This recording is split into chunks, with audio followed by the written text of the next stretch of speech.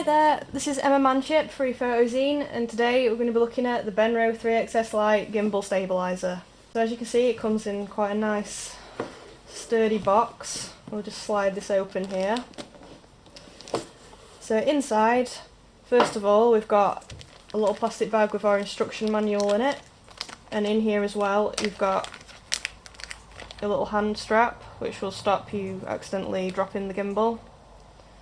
That's quite a nice feature to make sure that you're not going to damage it if you accidentally let go of it or anything. In here you've got your operating instruction manual. So this has got QR codes in it as well that you can scan the QR code and watch operational videos. It's just going to run through everything that the gimbal can do, and it's all set out quite neatly so that you can easily see how each feature works. Just run through everything that can be used within the gimbal. Specifications there as well. It is in several different languages, so it's quite a thick little booklet. So that's that. And then moving on, we've got a nice soft pouch that you can keep everything in when you're on the move, stop anything getting scratched, and also just keep everything together really in your bag. It does feel really nice and soft, that pouch.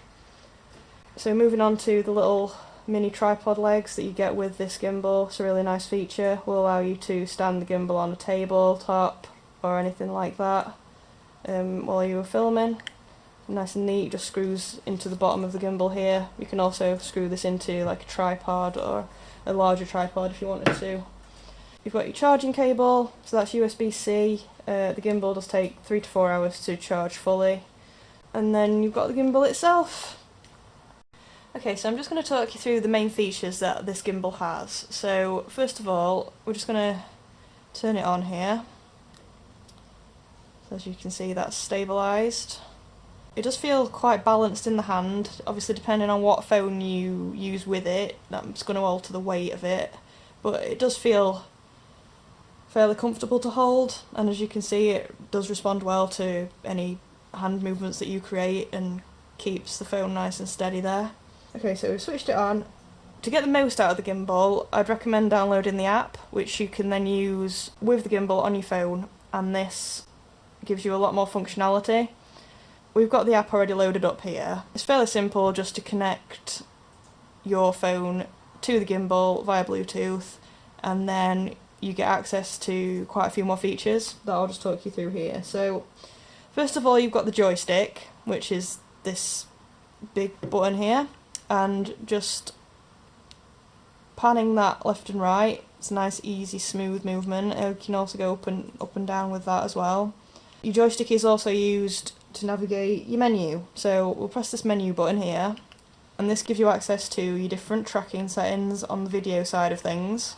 And also, if you switch across to the photo function, there's several photo functions. You've got the night shot, pano, wide angle, all sorts of different things in there.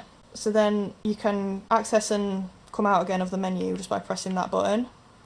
Moving on to your record button, so this is obviously quite an important button. You can just press that there and it will start recording, press it again and it'll stop recording. So it's nice and simple. It's nice and easy to reset with your thumb while you're on the move with the gimbal. On the side here you've got your zoom and focus slider, so it can be altered for either one. By default it's set to zoom, but you can go in the settings and change it to be the focus for your video instead. Also got your aux cable access point there. An aux cable for an external microphone, for example, can be purchased separately. This little button here is another customizable button. It's by default set to orientation, so pressing that is going to change either portrait or landscape. You can switch between the two while you're doing a video nice and smoothly using that. So on the back here you've got your trigger button. Pressing this twice quickly rights the tripod to its original set position. So if you're moving about quite a lot, it would help you reset to a base position. Press and hold the trigger and it locks the gimbal in whatever orientation you're holding it in. And double tap and hold the trigger, and this puts the gimbal in quick follow mode. So it should react to your movements a bit quicker than normal.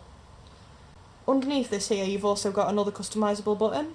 This is set to change between the two cameras, so your front facing and your rear facing camera by default, but again it can also be changed to a function of your choice, so it doesn't have to have that function if you don't want it to. Yeah, as I said, these three buttons are all customisable, and I think that's about it. So we'll just turn it off and then I'll show you how easy it is to get everything ready to be put away. Both of these sides that hold in the phone here have got soft rubber, and you can just pull the phone out of there. It is quite easy to stretch these to fit your phone in. Should be fairly simple to get your phone to fit in there. This does lock. You can see here there's a locking position to keep it in place while it's folded up. The same with this joint up here, so we'll just lock that to keep everything nice and straight. And so to fold it away, you just press this push button here and fold it down. And this little nodule here lines up with the little groove on the head there. And then you're all ready to put your gimbal away.